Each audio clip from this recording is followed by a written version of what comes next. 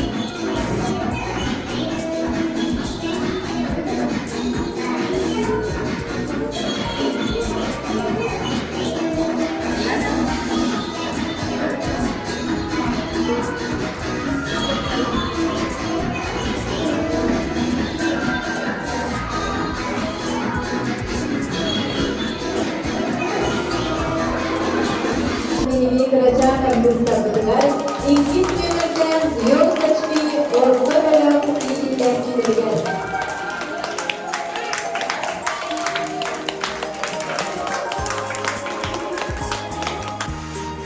Ondan sonra kızım Oxford Güven ağzın bundan gelişti. Johannes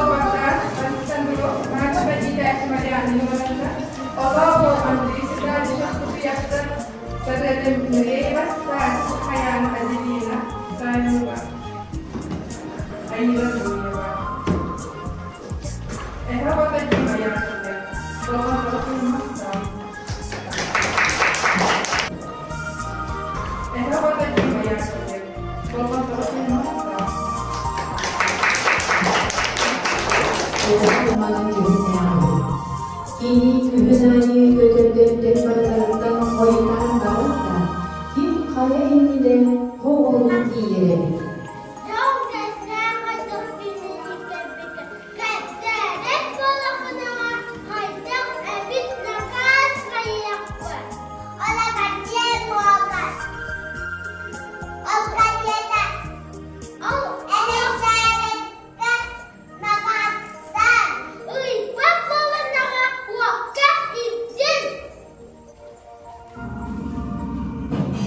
Köhöydük duranı uang kıttan kini bana tüyün uang sen karardan kesti. Kötümdür durağının hıyrı pakatlar. Hayda kızılahtı Türkiye'lik kötülük tohunan da istirede. Ostoriye'nin doğrular bez varıyla ulahan böyle yapıp iyilerdi. Çocuk anlamında evde ölü.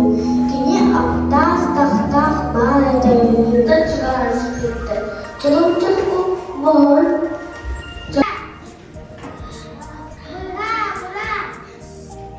Cucu sabut ahmad warna rasangan udan orang mahaldu.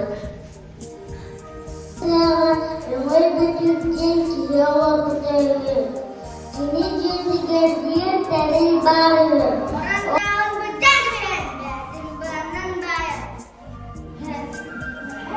Baru jauh kerana mereka kecil yang sedikit. Mana ada cukup banyak.